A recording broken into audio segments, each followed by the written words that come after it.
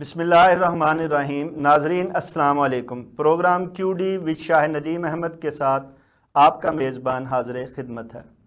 ناظرین، دنیا کے مختلف ممالک میں مقیم 80 لاکھ سے زائد اوورسیز پاکستانی سالانہ اربوں ڈالر زر مبادلہ پاکستان بھجوا کر پاکستانی معیشت کو توانائی بخش رہے ہیں۔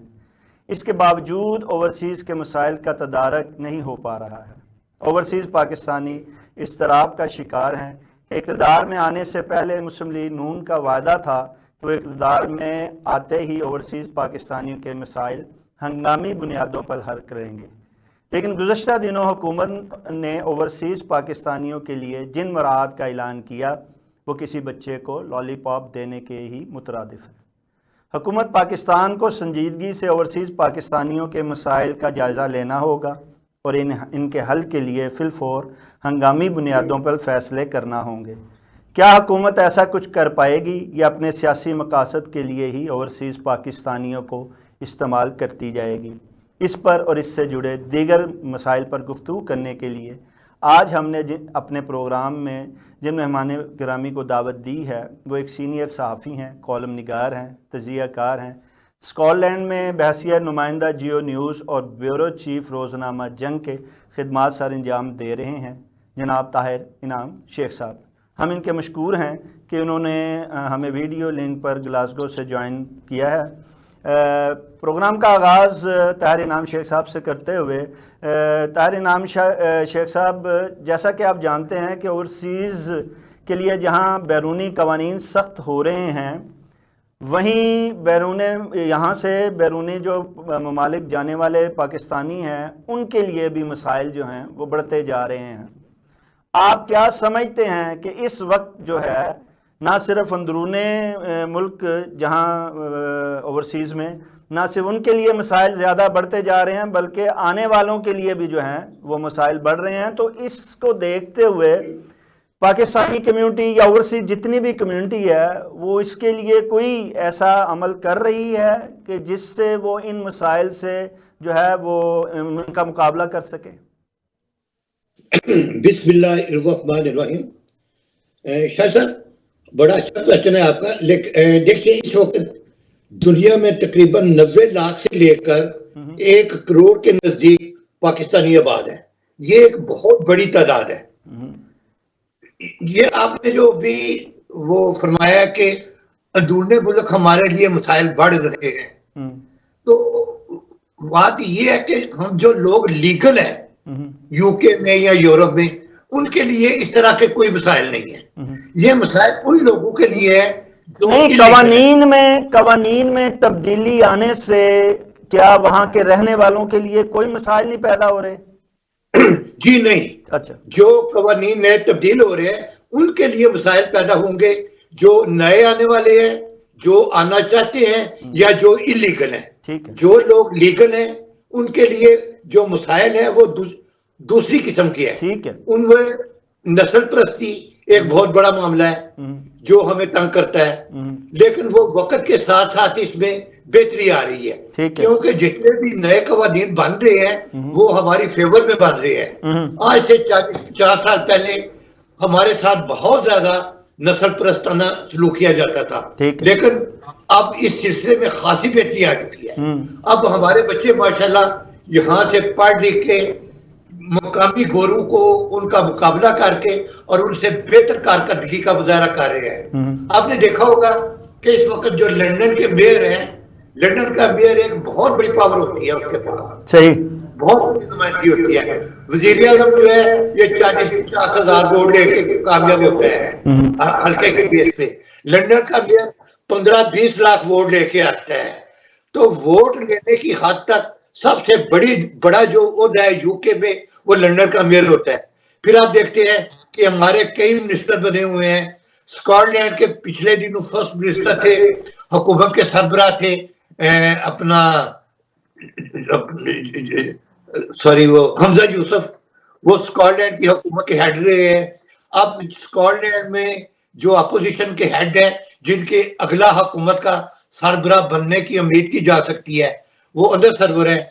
ہمارے بے شمار جو بچے ہیں، یہ ڈاکٹر، انجینئر، اس وقت تقریباً جو نیشنل ہیلتھ سروس ہے اس میں 33% جو ہے یہ ایشین ہے، اور اس میں ہمارا بہت بڑا کردار ہے.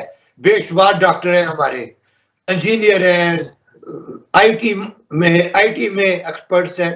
تو یہ کہنا کہ ہمارے لیے مسائل ہیں، مسائل دوسری طرح کی ہے. مسائل یہ ہیں کہ ہمارے مسائل یہ ہے ہماری جو شادیوں کے معاملات ہیں. پاکستان سے جو شادیاں کر کے لوگ آتے تھے یہاں کا، اور ان کا جو لڑکے یا لڑکی کوئی بھی ہو، ان کا جو ایک ماحول تھا، ایک بیک گراؤنڈ تھی، وہ ڈفرینٹ ہوا کرتی تھی. تو اس میں خاصے مسائل پیدا ہوئے. اب یہ ہے کہ وہ شیخ صاحب خاصی حد تک کم ہو گیا ہے. طاہر انعام شیخ صاحب، جیسا کہ آپ نے فرمایا کہ جہاں ایک بڑی تعداد جو ہے وہ اوورسیز کمیونٹی کی ہے اسکاٹ لینڈ میں، اسی طرح ایک بڑی تعداد جو ہے وہ نمائندوں کی بھی پارلیمنٹ میں ہے. جب وہ پارلیمنٹ میں نمائندگی ہے تو کیا آپ سمجھتے ہیں کہ جو وہاں کے کمیونٹی کے، چاہے پاکستانی ہو، اوورسیز یا دیگر ممالک کی کمیونٹی ہوں، سارے اوورسیز ہیں، تو یہ اوورسیز کے کیا پارلیمنٹ میں بیٹھے ہوئے نمائندے کیا ان کے مسائل حل کر پا رہے ہیں؟ وہ بھی نمائندگی کے ہی مزے لیتے ہیں پارلیمنٹ میں جا کے. دیکھیے وہ جو نمائندے ہیں نا، وہ پاکستانی کمیونٹی کے نمائندے نہیں ہیں. ٹھیک ہے، وہ نمائندے ہیں برٹش عوام کے. ٹھیک، جو ایک شہری کی حیثیت سے تو وہ ہمارے نمائندے ہیں. لیکن اگر وہ آپ کہیں کہ وہ پاکستانیوں کے نمائندے ہیں یا مسلمانوں کے نمائندے ہیں تو ایسی بات نہیں ہے، نہ ہی وہ ایسا کر سکتے ہیں. ہاں یہ ہے کہ چونکہ ہم بھی یہاں کے ایک شہری ہیں تو وہ ہمارے جو مسائل ہیں وہ پارلیمنٹ میں پیش کر سکتے ہیں کہ جو مسلمان ہیں، جو پاکستانی ہیں یا دوسرے ایشینز ہیں، نسلی اقلیتوں کے لوگ ہیں، ان کا مسائل کیا ہے. وہ ایک برٹش سٹیزن کی حیثیت سے ہمارے مسائل کو آگے لے کے جا سکتے ہیں. ہماری جو آئیڈینٹی ہے یہ پاکستانی کے بجائے برٹش دوستوں کے طور پہ سامنے آئے گی وقت کے ساتھ ساتھ. تو وہ لوگ مسائل اٹھاتے ہیں جو ہمارے مسائل ہوتے ہیں، سارے تو نہیں، لیکن چند جو ممبران پارلیمنٹ ہے وہ ہمارے، لیکن وہ ایک برٹش پاکستانی کی حیثیت سے ہمارے مسائل اٹھاتے ہیں یا برٹش سٹیزن کی حیثیت سے، یہ ایک پاکستانی کے طور پہ نہیں. اچھا، وہ وہاں پہ طاہر انعام صاحب مسائل اٹھاتے ہیں اور پارلیمنٹ میں ان کو حل کروانے کی کوشش کرتے ہیں. اسی لیے پاکستانی کمیونٹی یا دیگر کمیونٹی جو ہے وہ پاکستانی نمائندوں کو زیادہ سے زیادہ آگے لا رہی ہے، جیسے کہ آپ نے بھی بتایا ہے. اچھا، آپ نہ صرف وہاں پہ بڑے ایکٹیو ہیں، نہ صرف صحافت میں بلکہ سیاست میں بھی، وہاں اس کے ساتھ ساتھ آپ کا تعلق جو ہے وہ پاکستان سے بھی جڑا ہوا ہے، اور آپ گزشتہ جو گورنر تھے ان کے جو ہیں وہ سابق گورنر کے کوآرڈینیٹر بھی رہے ہیں. بڑے آپ کا جو ہے، آپ نے یہاں اور وہاں کو ایک برج میں کا کردار ادا کیا پاکستانی کمیونٹی کے لیے. اچھا، آپ جیسے وہاں پہ مسائل اتنے نہیں ہیں جتنے کہ اوورسیز پاکستانیوں کو پاکستان میں آ کے جو ہے مسائل سے دوچار ہونا پڑتا ہے. آپ کیا سمجھتے ہیں کہ پاکستانی جو ہیں یہاں پہ حکمران، جو بھی اہل اقتدار ہر دور میں، انہوں نے وعدے تو بڑے کرتے ہیں اور اوورسیز کو اپریشیٹ بھی بڑا کیا جاتا ہے، ان سے کہا بھی جاتا ہے کہ آپ جناب ہمیں جو ہیں وہ اوورسیز پاکستانی زیادہ سے زیادہ سرمایہ کاری ادھر کریں، سرمایہ بھیجیں تاکہ پاکستان کو اس کا فائدہ ہو. پاکستانی کمیونٹی سے تو بڑی ڈیمانڈ رکھی جاتی ہے، لیکن کیا آپ سمجھتے ہیں کہ ان کے مسائل کے تدارک کے لیے بھی کسی دور اقتدار میں یہ کوشش کی گئی ہے، اور کیا پاکستانی کمیونٹی اس سے مطمئن ہوئی ہے کبھی؟ دیکھیے، اصل سوال جو ہے نا پاکستانیوں کے مسائل کے متعلق یہ آپ نے کیا ہے جی.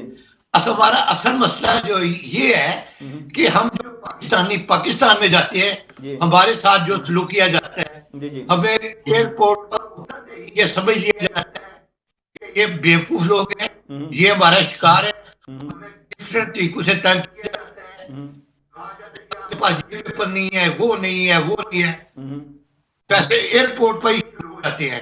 جب گاڑی جانے کے لیے نکلتے ہیں تو اکثر ایسے واقعات ہوئے ہیں کہ گاڑیاں پیچھے لگا دی گئی ہیں ڈاکوؤں نے، اور وہ انہوں نے لوٹ لیا گیا ہے راستے میں ہی. اور یہ بہت بڑی بات ہے کہ جب بھی جو نئی نسل تھی پاکستانیوں کی، اس کی بہت زیادہ خواہش تھی کہ ہم اپنے وطن میں واپس آئیں, 10-15 سال یہاں پہ کام کر کے اپنے وطن میں آ کے سرمایہ کاری کریں اور باعزت طریقے سے زندگی گزارے.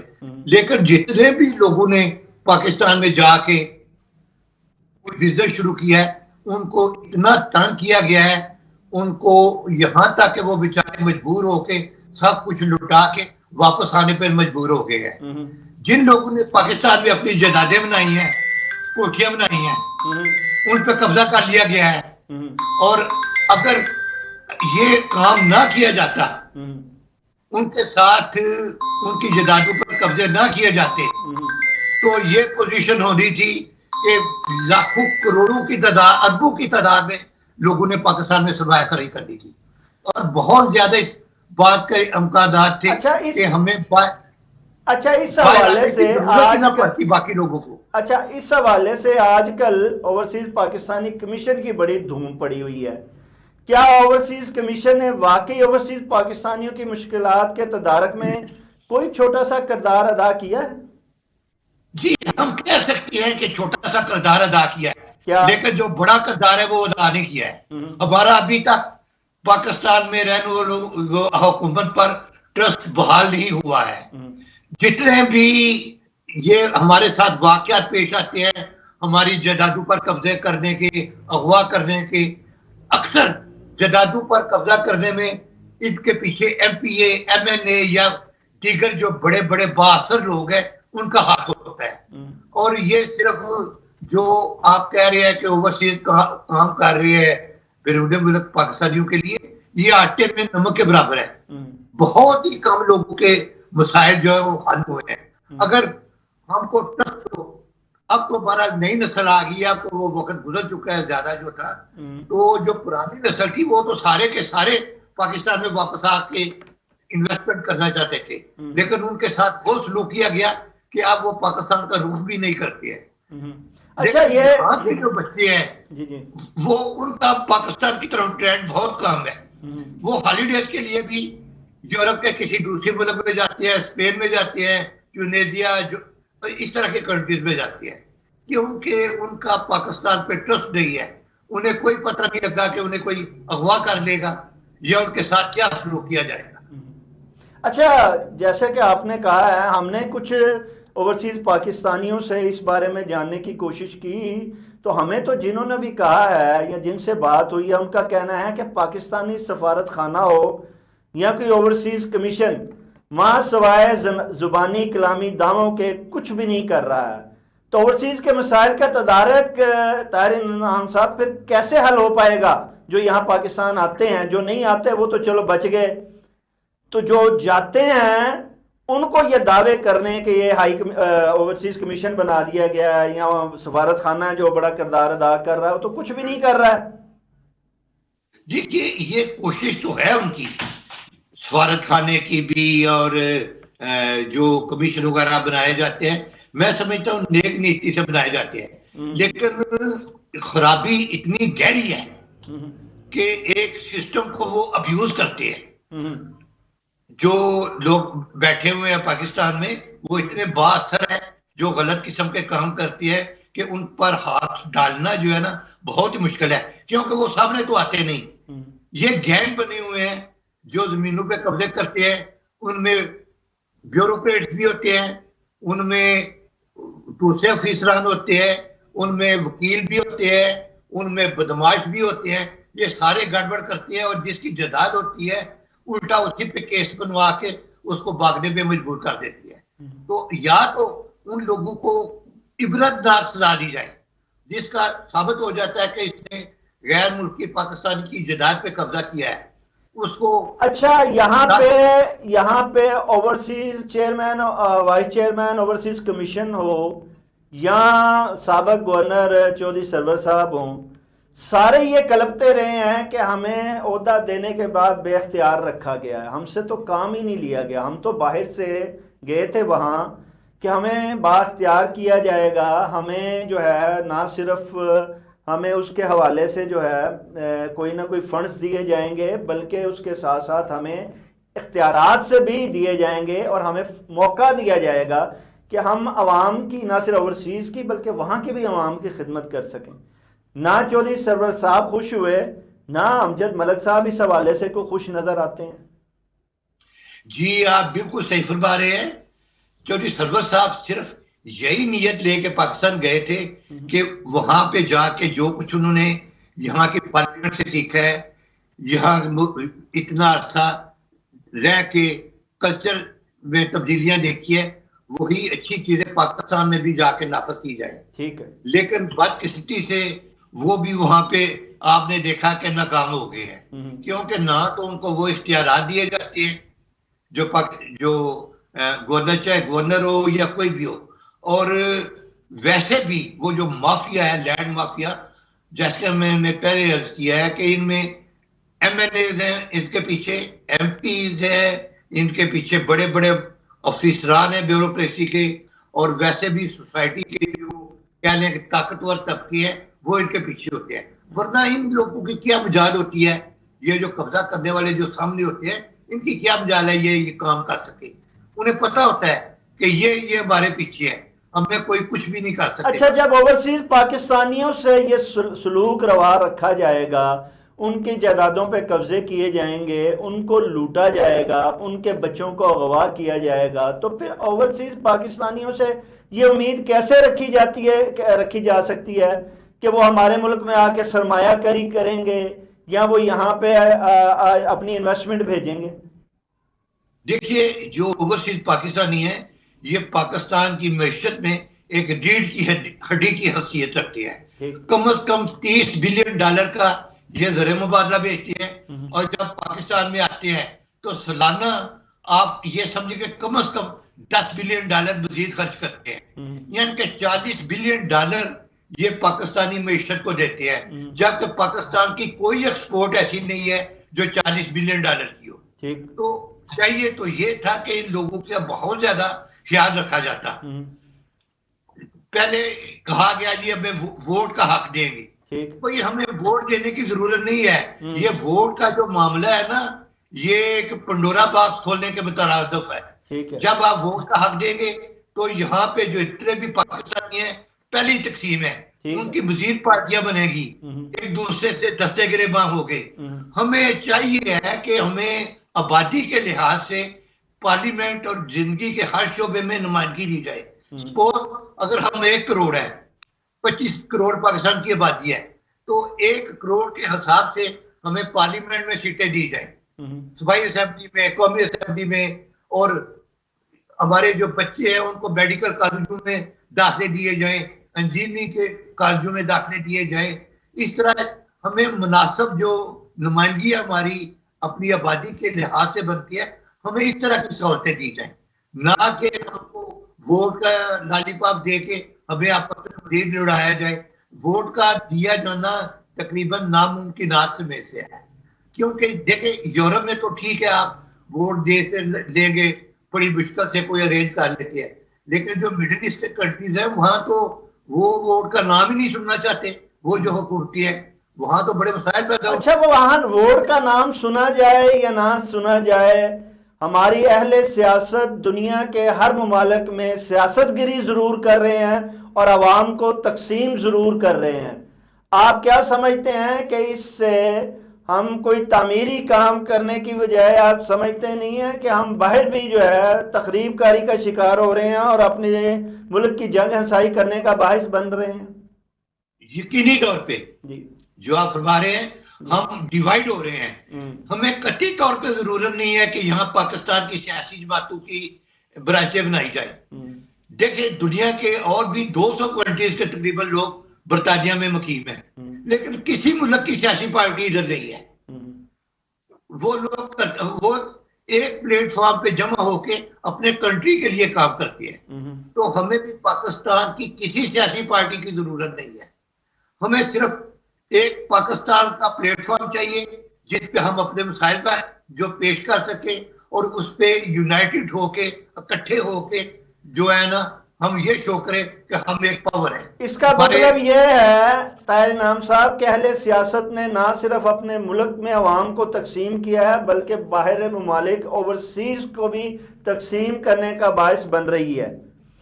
جہاں تک پاکستان میں تقسیم کرنے کا تعلق ہے اس پہ ہمیں کوئی اعتراض نہیں ہونا چاہیے. پوری دنیا میں سیاسی پارٹی ہوتی ہے جو اپنے اپنے نظریات پیش کرتی ہے. ظاہر ہے وہ تقسیم ہوتی ہے لیکن وہ ملک کے اندر ہوتی ہے.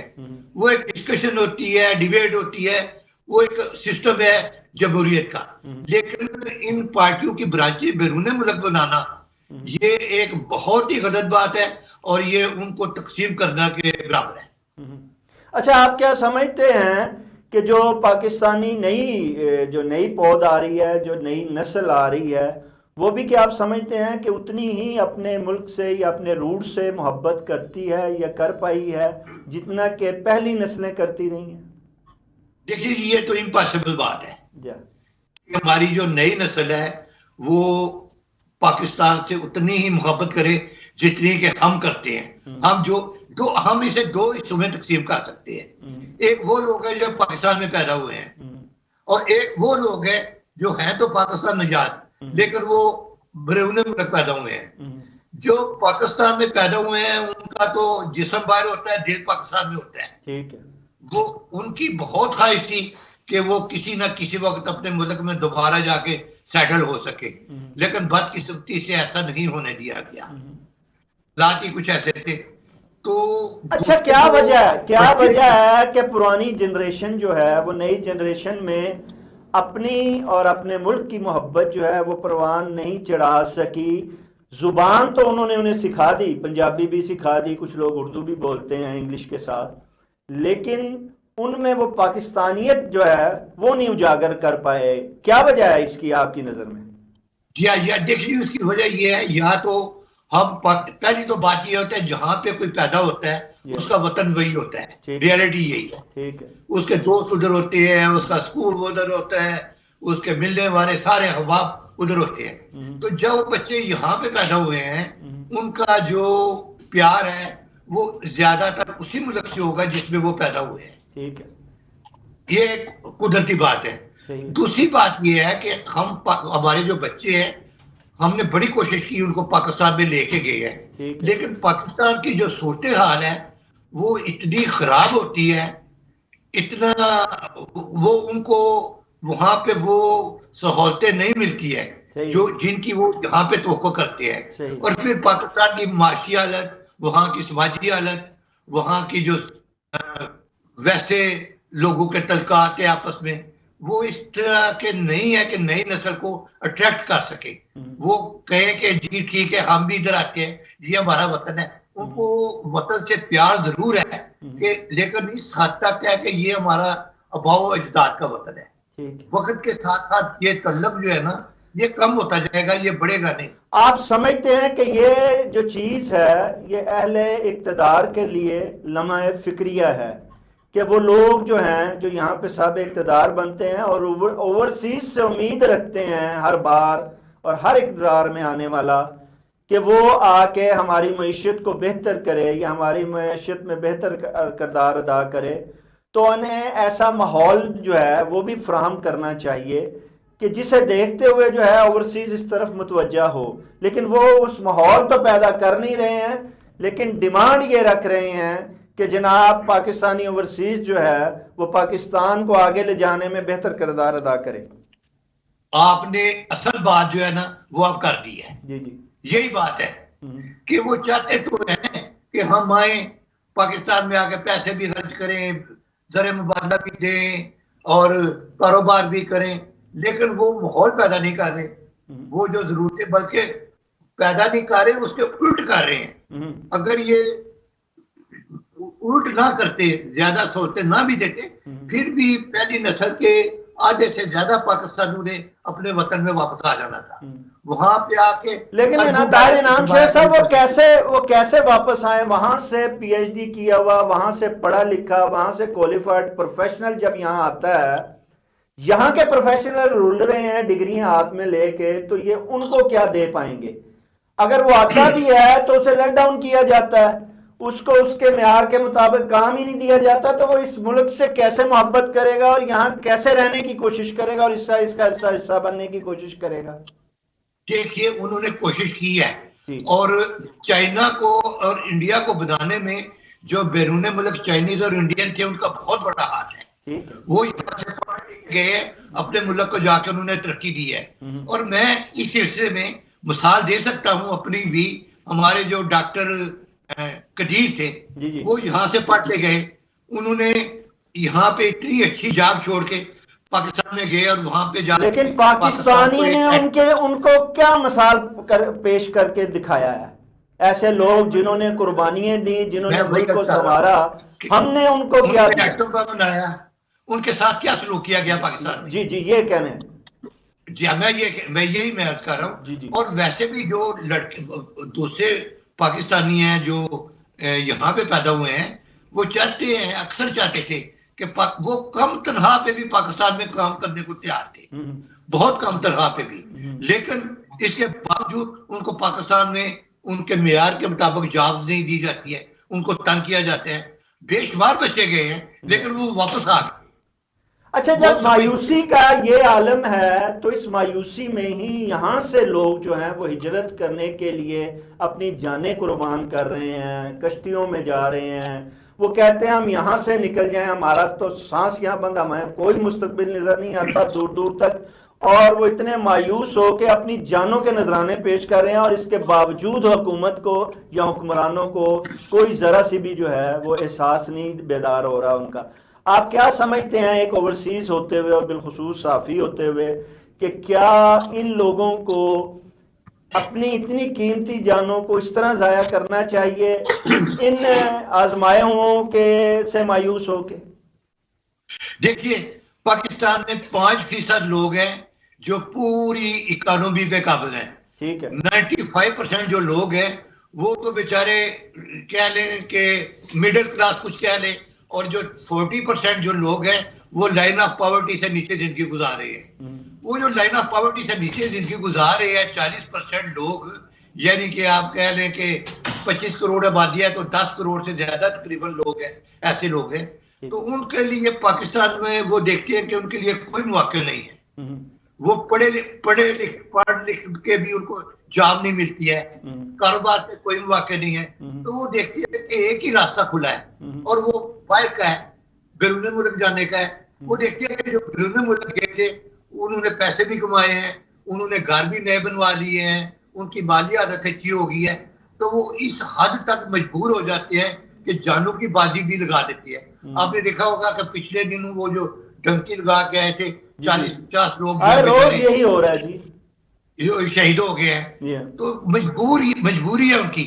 اگر ہمارے ملک میں اچھا سسٹم ہوتا, انصاف ہوتا, تو پہلی نسل کے لوگوں نے اتنی زیادہ انویسٹمنٹ کر دینی تھی کہ ہمیں باہر آنے کی ضرورت ہی نہیں پڑنی تھی. اچھا, کیا ایسا کچھ آپ کیا سجیشن دیتے ہیں ان حکمرانوں کو کہ کیا ایسا کچھ کیا جائے کہ جس کے بعد یہ توقع رکھی جائے کہ اوورسیز آج بھی جو ہے وہ انویسٹمنٹ کرنے کے لیے تیار ہیں, وہ پاکستان کو آگے لے جانے کی سوچ رکھتے ہیں, وہ اپنے ملک سے محبت کرتے ہیں اور اس کا جو ہے وہ خراج بھی پیش کرنا چاہتے ہیں, لیکن اس کے لیے کیا ایسے عوامل کیے جائیں, اور کیا پھر آپ یہ سمجھتے ہیں کہ یہ وہ کریں گے تاکہ اس ملک کو جو ہے وہ آگے لے کے جایا جا سکے اور اس میں کوئی اوورسیز بہتر کردار ادا کر سکے؟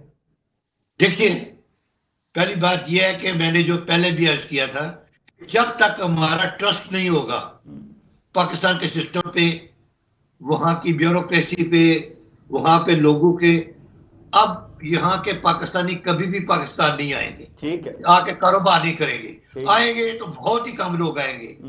اگر اس کا ایک ہی طریقہ ہے, جن لوگوں نے زبردستی لوگوں کی زمینوں پہ قبضہ کیا ہے ان کو 10-10 15-15 سال کی سزا دی جائے. جو اغوا کرتے ہیں ان کو سرے عام پھانسی دی جائے. 2-4 اس طرح کے اقدامات آپ کریں تو دیکھیں لوگوں کا اعتماد بحال ہو جائے گا, اور کوئی پاکستان میں اس طرح کا غلط کام نہیں کرے گا. اب آپ توقع ہم سے یہ کرتے ہیں کہ ہم پاکستان میں آ کے انویسٹمنٹ کریں, ہمیں تو اپنی جانوں کا تفظ نہیں ہے ادھر. اتنے پاکستانیوں کو اغوا کیا گیا ہے پاکستان میں اور ان کے سارے پیسے جو ہیں چھین لیے گئے ہیں, تو کون آ کے ادھر اپنی انویسٹمنٹ کرے گا؟ اس کا ایک ہی طریقہ ہے کہ ہمارا اعتماد بحال کیا جائے اور جو اس طرح کے جو مجرم ہیں ان کو عبرتناک سزا دی جائے. حکومتیں اس وجہ سے نہیں کرتی ہیں کہ وہی لوگ ان کے ایمپیز ہوتے ہیں, وہی لوگ ان کے ایم این ایز ہوتے ہیں. وہ پیچھے سے اس طرح کا دباؤ ڈالتے ہیں کہ جی نہیں ان کا تو کوئی قصور نہیں ہے, وہ تو کوئی اور ڈاکو تھے, یہ تو بالکل بے گناہ ہے, وہ ان کو سپورٹ کرتے ہیں.